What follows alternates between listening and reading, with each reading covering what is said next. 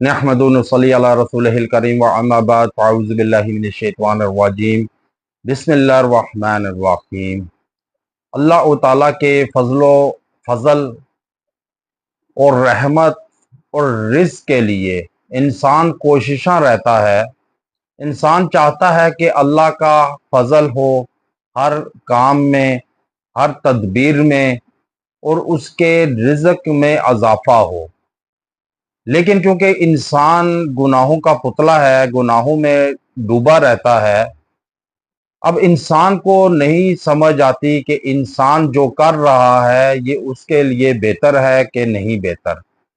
جیسے ایک بچہ چھوٹی عمر میں جب وہ سوچنے سمجھنے کی صلاحیت نہیں رکھتا، جو وہ عمل کرتا ہے اس کو نہیں معلوم کہ یہ صحیح ہے، غلط ہے، نقصان دہ ہے یا فائدہ مند ہے، تو وہ اس سے مار روکتی ہے، اور بچہ سمجھداری کی وجہ سے بعض اوقات رک جاتا ہے اور بعض نہیں رکتے۔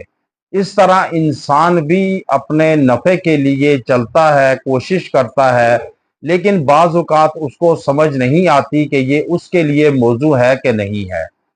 اب جیسے ہارون الرشید بادشاہ نے بہلول سے کہا کہ بہلول مجھے کوئی نصیحت کرو کہ میں دنیا سے کٹ جاؤں، دنیا میں پڑا ہوں، دنیا کی محبت نہ آ لے مجھے۔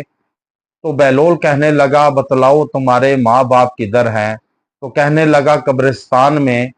تو کہا کہ تمہارا چچا بڑا مشہور تھا، بتلاؤ وہ کہاں ہے؟ تو کہا قبرستان میں۔ کہا تمہارا بیٹا بڑا خوبصورت اور نیک تھا، بتلاؤ وہ کہاں ہے؟ کہنے لگا کہ قبرستان میں ہے۔ تو کہنے لگا کہ اتنی مردے تم نے اپنے ہاتھوں سے اپنی آنکھوں کے سامنے دفنائے، اور پھر بھی مجھ سے نصیحت چاہتے ہو؟ کیا تمہیں ابھی تک نصیحت نہیں ملی اتنے دفنانے کے بعد بھی؟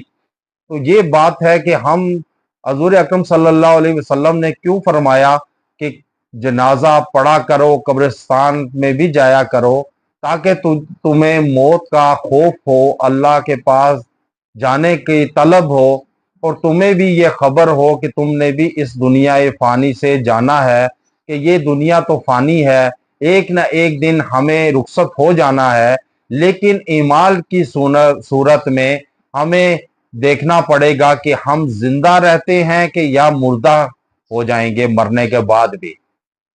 تو اس لیے عمل میں اللہ کا فضل، رحمت اور رزق کی دعا کرنی چاہیے، تاکہ آپ پر اللہ کا فضل بھی ہو، اللہ کی رحمت بھی ہو، اور آپ کے مال میں اضافہ بھی ہو، اور بہترین رزق حلال عطا فرمائے اللہ، تاکہ آپ کی نسل، آپ کی اولاد جو کھائے اور اس پر عمل پیرا ہو، تو آپ کے لیے دنیا اور آخرت نجات کا ذریعہ بنے گی۔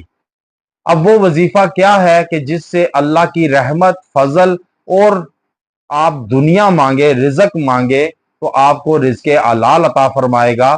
وہ یہ ہے وظیفہ۔ اول و آخر ایک مرتبہ درود ابراہیمی کے ساتھ آپ نے یہ پڑھنا ہے، اللہم ابسط علینا من برکاتک و رحمتک و فضلک و رزقک۔ یہ آپ نے 21 مرتبہ روزانہ اول و آخر درود ابراہیمی کے ساتھ آپ اس کو وظیفہ حیات بنا لے، انشاءاللہ اللہ کی رحمت بھی ہوگی آپ پر، آپ کے گھر بال عیال پر، اور رزق بھی اضافہ ہوگا۔ وآخر دعوانا ان الحمد للہ رب العالمین۔